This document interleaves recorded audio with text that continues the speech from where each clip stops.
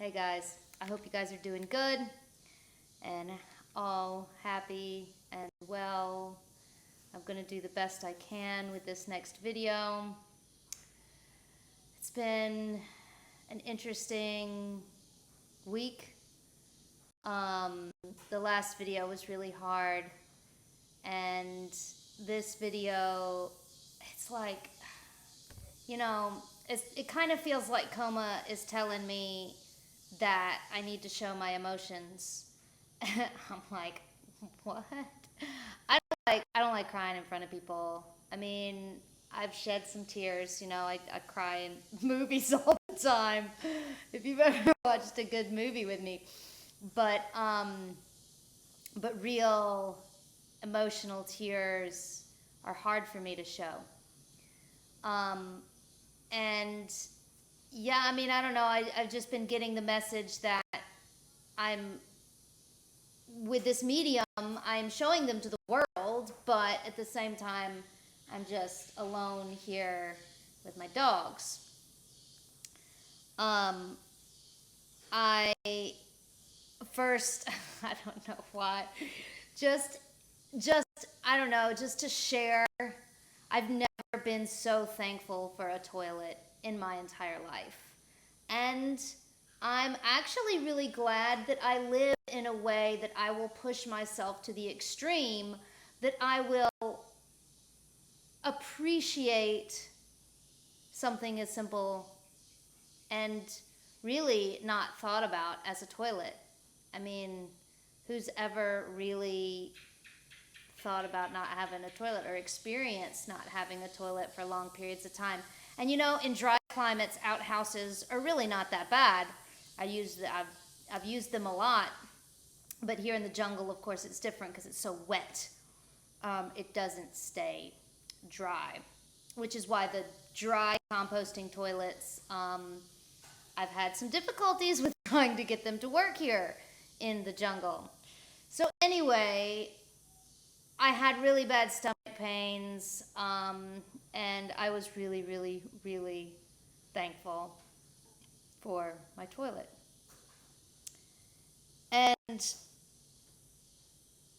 I woke up that night, and it's a few nights back, and looked up, and the moon was so beautiful. It was just past full, but it was still bright and bold and beautiful, and there was this beautiful big star right next to it, and I was just like, oh, hey, like, I knew it was a planet, but I was like, Venus, maybe? Like, I don't know. Like, who are you? And so, of course, I went to my phone and figured out it was Saturn, which was super cool. And yeah, she started really talking to me about death, and which brings me the two different perspectives, two different ways that I approach thinking about this was with Angel and the ocelot that I saw the photo of that's been killed in Nosara because of the roads, which I have mentioned in the last video. And it's like, you need me to do more, but Coma says yes. And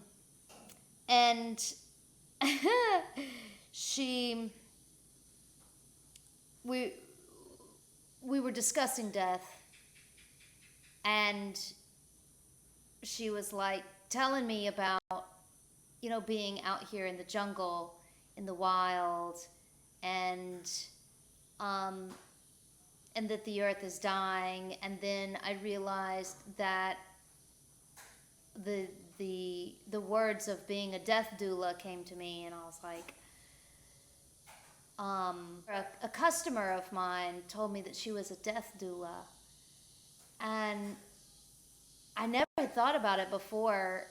I knew what a doula was for birthing, but I never realized that, there was something called a death doula. And anyway, this came to mind, and I was like, it was really profound. And I started thinking about being here as a death doula. And so I started talking to Death, and of course, in my kinky way, Death was like,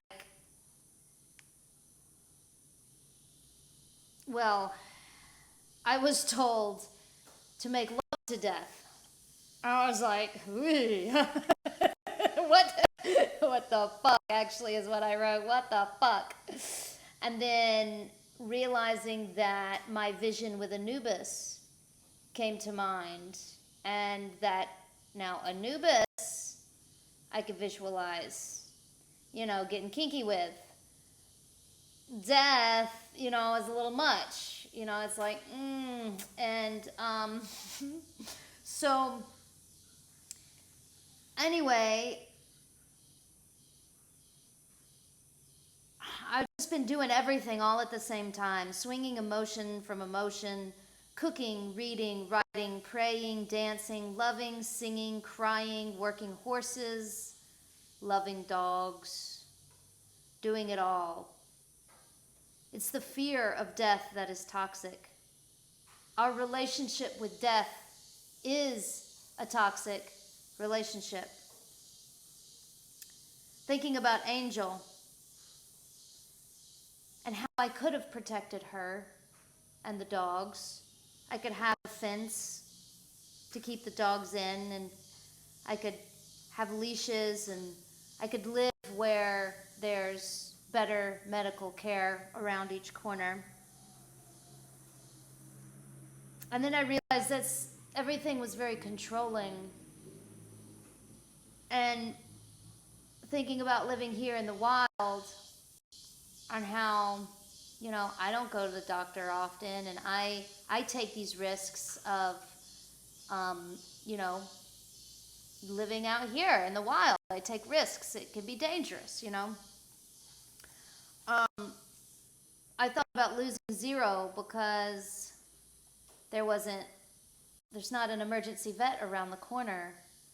And I didn't have the money to fly him to San Jose. And getting back to Angel, I don't know. There's a possibility that somebody picked her up on the road and she's like sleeping on a sofa in the bed with somebody, up in the mountains with a very wealthy person in a fenced-in yard and air-conditioned house, and then that's wonderful. That's her karma. That's great. I don't think that happened, though. I kind of have more of a feeling because I feel her spirit around. And then I realized, well, if she's dead, then, it's the same thing. Like, she's on the other side. Now she knows everything. Now she's with Zero. Now she can protect me and Sophie from the other dimension. Now she can follow Sophie wherever she goes. She can see Sophie dance. Like, she's not limited by a body. She's not fenced in by her body. And then I was thinking about how Azul has changed too, and that, like, Angel wouldn't have been Angel if she had been a fenced-in yard dog. It's the freedom that really, makes an intelligent dog. They have to experience things to be really intelligent. So while editing the video, I had to say, first thing, to all you city dogs, I do not mean to put you down in any way, shape, or form, or judge you for being city dogs. I really admire a good dog that can, walk on a leash and, sleep on the sofa and be clean enough that you can actually, let them sleep with you. Which is the one thing I do miss with having jungle dogs. They can't sleep with you. Anyway, that, and what was the other thing? Okay, now I remember. It was the memory of when dogs were still wolves and they chose to follow us. It's not like you went out and went to the pet store and you got a puppy and you got a dog, It was more like there were dogs around and there was wolves around. You know, they were in the process of being domesticated, and they were just wolves basically that wanted to be with you. And so, like, you know, if you had a dog, it would pick you and you would pick it, and then you would just, the dog would never leave you, you know? And that's the kind of relationship I want with a dog. Um, and I've seen and felt a very dramatic shift in Azul. Um, I don't know if you remember, but a couple videos before I mentioned that Azul had stayed out for a couple nights, and I got really upset with him. And I, you know, my mind, the way I speak to animals, I was like, you know, how are you going to protect me if you're not here? How are you my dog if you're not here? You know, and that it's dangerous. You know, I tried to like give him all of these mind pictures that I could, and he, I mean, literally, I felt like he just kind of rolled his eyes at me, like whatever. He's such a, if you know Azul, he's such a Doberman. But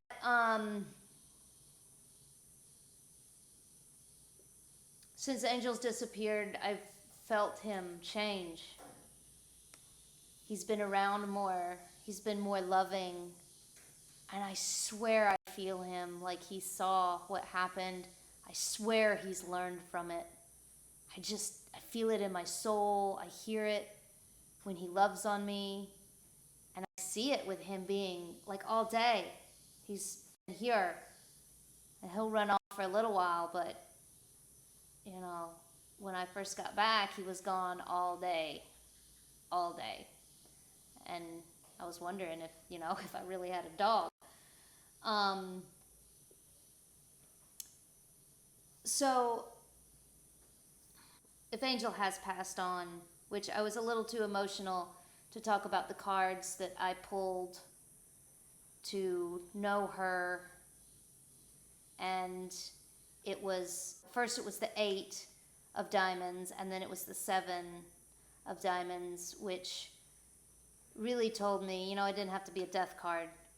The 8 told me it happened fast, and the 7 basically told me she was on the other side. And anyway, so I've been talking to Death a lot about this, you know, yeah, like, um, what's going on? How come it hurts so goddamn bad? And that I'm not going to change how I live, you know. Um, Going back to the ocelot being killed because of the paved roads, you know, and it's like, you know, I get it, it's more convenient. I've slipped on the gravel, on the mud, I've cursed at dust in my face. You know, I feel how wonderful a paved road is. And the people, the masses, are not going to stop because it's too convenient and nice. And they're growing, there's too many people. But the pavement is killing the animals. It always has and it always will. Yeah, I'm one of those drivers that would drive off of a cliff if I saw a turtle in the road. Which I'm very grateful that I knew this about myself at a young age and decided that I was going to be an extremely careful driver.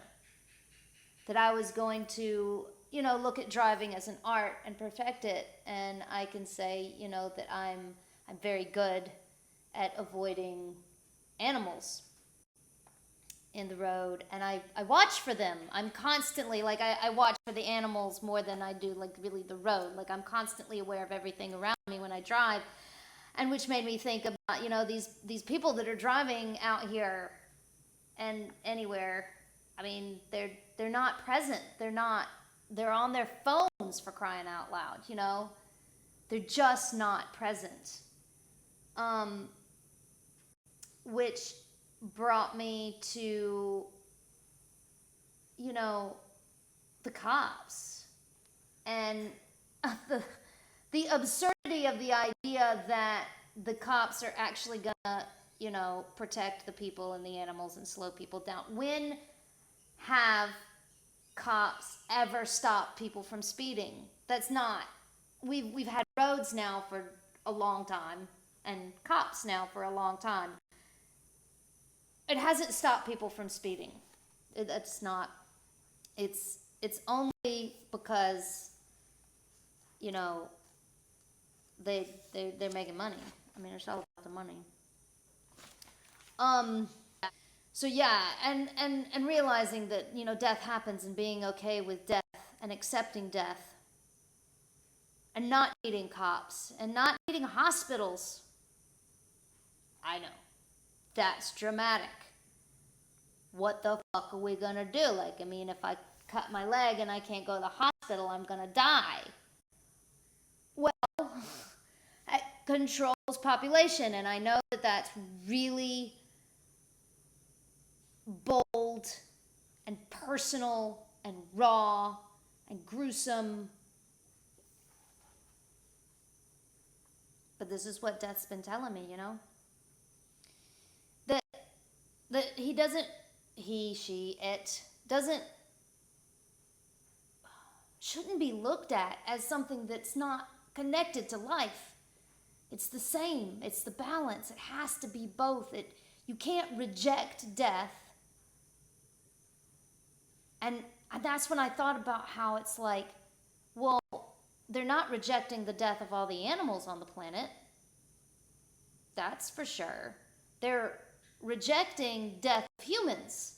That's what can't happen. And that's what needs to happen because the population is too large for the planet. I mean, like it or not.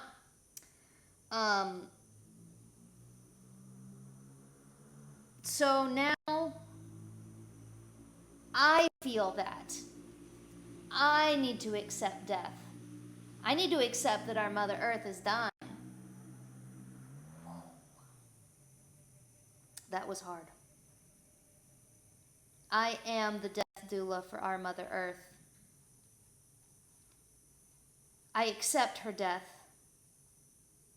I will feel it next to her, as close as possible, every step of the way. I will not be thrown into the pit. I will grow wings and fly. At that moment, nothing can die while we are here. I can't think of the name of the song, but by Aurora. Nothing can die while we are here. Nothing can die while we are here. And I was like, what?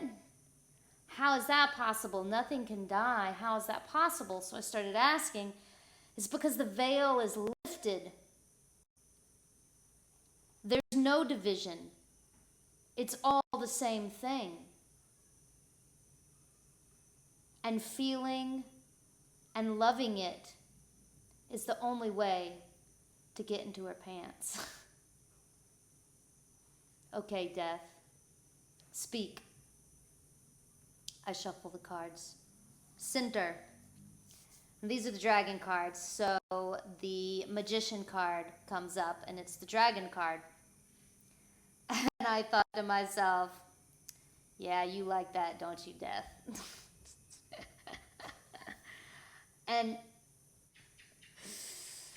you like being a dragon. And then I was like, honestly, I like you being a dragon too. I mean, if I'm called to actually like have prana between us, it's much easier to have prana between us if you're a dragon or Anubis than if you're a skeleton. Like. So what's in the north? What are we thinking about?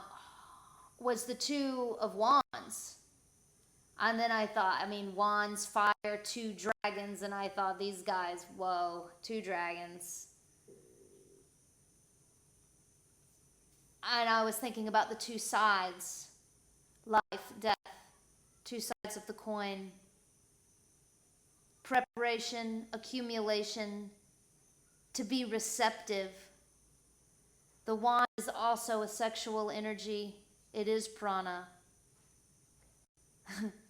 Death is already getting kinky. Accumulation of desire. The virgin. Never having done this before. Purity. In the south, I got 10 of wands. Now this is the end of a cycle. Makes perfect sense, right? And then I realized that in the north, we had the 2, which is the young, the virgin, the beginning, the 2. And then in the south, we have the 10, which is the end of a cycle. And holding both at the same time. And then I remembered the river bridge, where they're destroying one side of the river to keep the flooding. You know, they're putting concrete walls and everything, so it looks like a dam. Oh God, I don't even know what it looks like. And the other side is still wild, so I realize it just depends on which side you look, right?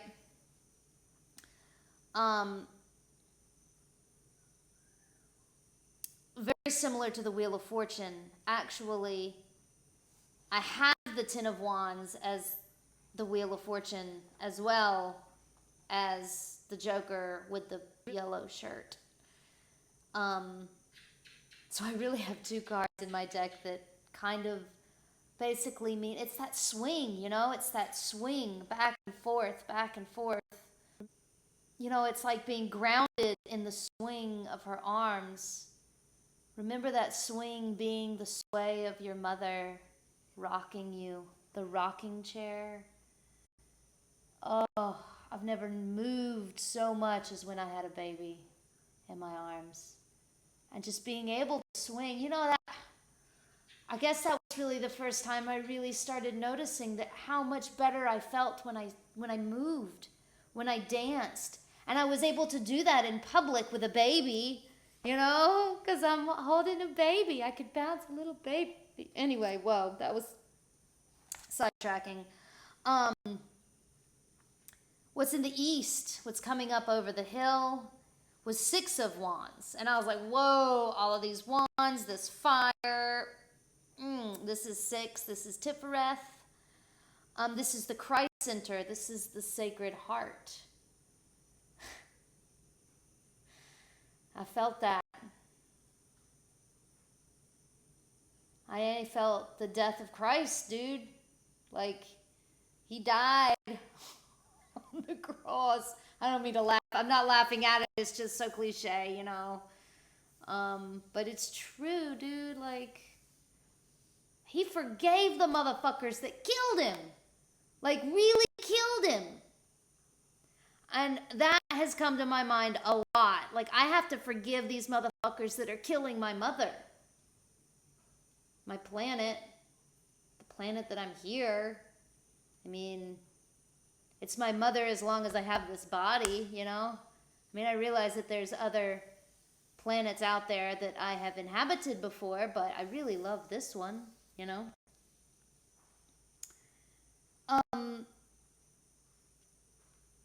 Realizing how much it hurts. 6 is the beauty in the mirrors. 6 is that reflection. It's that one step towards the spiritual life after the 5. 6 is a magic number. So what's in the West? I got Ace of Swords. At the end of the day, I got an ace. A fire sword, for sure. It's a sword, but it's surrounded by fire. Being able to cut through untruths. Being able to cut through dark places. Being able to cut through all the pain.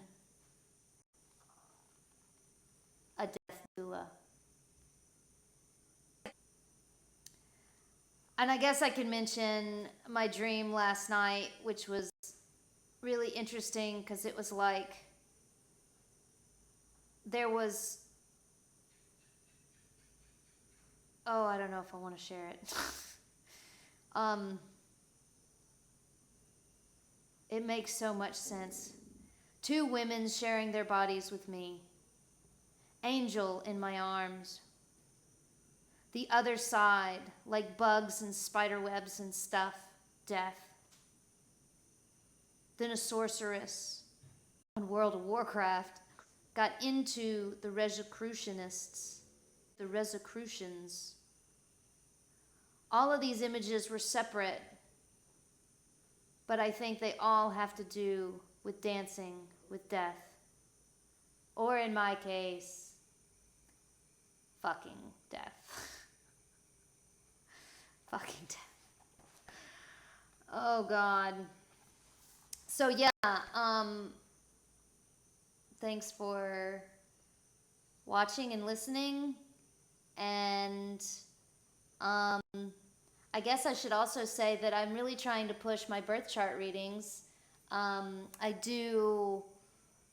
explain your birth chart and your planets as if it was a party. Like, I mean, it is a party here. And yeah, you can find all that information on my website at centerofmysticarts.com. And I've got a Patreon account that I need to do some more content on. And I've got a surprise link below that if you click on it, it's going to help me out somehow with cookies. And I really appreciate everybody that's watching, all like 11, 12, 13, or 14, sometimes 15 people that are actually watching the video. Maybe we can get that up a little bit more. And don't forget to hit that like and subscribe button. I mean, if you've watched it all the way to the end. And if you have, thank you so much for that too. You've got attention span. Wonderful. Thank you so much. I hope you have a wonderful day and afternoon, whenever it is that I post this, and whenever it is that you actually watch it, in love and light and lube. Ciao.